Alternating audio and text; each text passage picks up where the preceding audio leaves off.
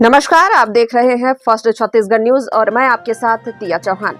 नगर निगम राजनांदगांव के आगे स्टेशन पारा स्थित खैरागढ़ कवर्धा रोड में बने और ओवरब्रिज की जर्जर हालत और शहर में बन रहे दोनों अंडरब्रिज की धीमी रफ्तार को लेकर कांग्रेस के 2 दिवसीय धरना प्रदर्शन किया। समापन पर छत्तीसगढ़ के पूर्व उप मुख्यमंत्री टीएस सिंहदेव ने धरना स्थल पर पहुंचकर भाजपा सरकार पर तीखे प्रहार किए। इधर जिला प्रशासन की ओर एसडीएम पहुंचे और उन्हें पूर्व उप मुख्यमंत्री और कांग्रेसियों द्वारा ज्ञापन सौंपा गया। सिंहदेव ने कहा कि राज्य की भाजपा सरकार विकास कार्य में विफल रही है, पंचायत को फंड नहीं मिल रहा है, स्वास्थ्य सेवाएं चरमराई हुई है क्योंकि हुए लंबे समय से स्वास्थ्य कर्मचारी अनिश्चितकालीन हड़ताल पर बैठे हुए हैं, खाद की समस्या बनी हुई है, कानून व्यवस्था पटरी से उतर चुकी है, प्रदेश के मेडिकल कॉलेज की स्थिति किसी छुपी नहीं है। विधानसभा अध्यक्ष महोदय का क्षेत्र होने के बावजूद यहां एस्ट्रोटर्फ की हालत खराब है, उसे बदलने का आश्वासन दिया जा रहा है लेकिन बदला नहीं जा रहा है। श्री टीएस सिंहदेव ने आगे कहा कि 42 साल पुराने जर्जर ओवरब्रिज की मरम्मत चौड़ीकरण का वादा किया था लेकिन आज तक कोई काम नहीं हुआ। मजबूरी में नागरिकों को जर्जर ओवरब्रिज से जान जोखिम में डालकर सफर करना पड़ रहा है।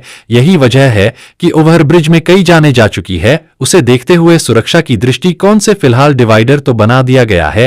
राजनांदगांव से राधेश्याम शर्मा की रिपोर्ट। क्षेत्र के नागरिकों को और आपके दर्शकों को भी प्रणाम।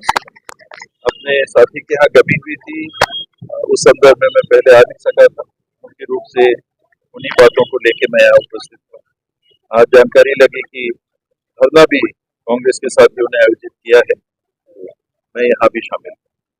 आप नेता प्रतिपक्ष हैं, कैबिनेट मंत्री भी रहे, तो आपको कैसे लगता है फिलहाल जो बीजेपी सरकार है कैसे चल रही है? काम नहीं कर पा रही, चल तो रही है क्योंकि सुबह शाम हो रहा है, नया दिन फिर सवेरा हो रहा है, सूर्यास्त हो रहा है, सूर्योदय हो रहा है, लेकिन फील्ड में जहाँ काम दिखना चाहिए वो नहीं दिख रहा। पंचायत वाले पूरे छत्तीसगढ़ में कह रहे हैं कि हमारे यहाँ पैसे नहीं आ रहे, पीडब्ल्यूडी की सड़कों में काम होते हुए नहीं दिख रहा। स्वास्थ्य के क्षेत्र में प्रबंधन में गिरावट आई है, नियंत्रण में गिरावट आई है, व्यवस्था में गिरावट आई है, टेंडर नहीं हो पा रहे हैं। मेकाहारा का अस्पताल है, इसके शिलान्यास भूपेश जी ने किया था, अभी तक काम चालू नहीं हुआ है। कैंसर अस्पताल जो मेकाहारा में, फिर से उदाहरण के लिए मैं बता रहा हूँ, उसके लिए पैसे मंजूर करके उपलब्ध करा दिए गए थे भूपेश बघेल जी की सरकार के समय, वो काम अभी तक चालू नहीं हो पाया। टेंडर की प्रक्रिया नहीं कर पाए हैं जिसके लिए बजट में प्रावधान। अंबिकापुर का मेडिकल कॉलेज है, उसके लिए राशि मंजूर हुई, अभी तक काम चालू है। मैं गिनाऊंगा तो आपके यहाँ से लेके वहां तक, यहाँ का एस्ट्रोटर्फ अंतरराष्ट्रीय स्तर का, राष्ट्रीय स्तर का यहाँ टूर्नामेंट हुआ करता है, लोग बड़े उत्साह से यहाँ आना चाहते हैं। आज स्थिति ये है कि एस्ट्रोटर्फ की स्थिति ऐसी है कि टूर्नामेंट नहीं कराया जा सक रहा है, उस स्तर का टूर्नामेंट नहीं कराया जा सकता। एक एस्ट्रोटर्फ के मैदान के रखरखाव स्पीकर जहाँ के हैं, पूर्व मुख्यमंत्री जहाँ के हैं, उस शहर में अगर नहीं हो सक रहा है तो सरकार की गति क्या है, आप इससे आकलन लगा सकते हैं। राजा साहब, आम कांग्रेसी कार्यकर्ताओं की आकांक्षा है कि आप सक्रिय हो, सामने आके नेतृत्व संभाले। आप ऐसा नहीं लगता कि आप देरी से सामने आ रहे हैं, लगातार सक्रिय हो रहे हैं?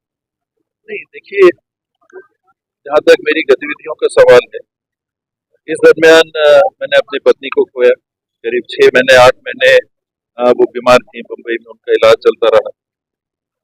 उसके बाद की जो स्थितियां बनी, मैंने शीर्ष हाईकमांड से भी चर्चा की कि मैं उस दरमियान आ नहीं सका।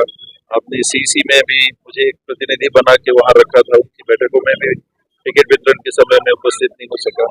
अब मैं परिवार के उन जवाबदेहियों से मुक्त हुआ, अब मैं काम के लिए उपलब्ध हूँ, तब से मैं काम कर रहा हूँ। तो मेरी इच्छा छत्तीसगढ़ में काम करने की है, सरगुजा अंचल में काम करने की है, वहां मैं काम कर रहा हूँ।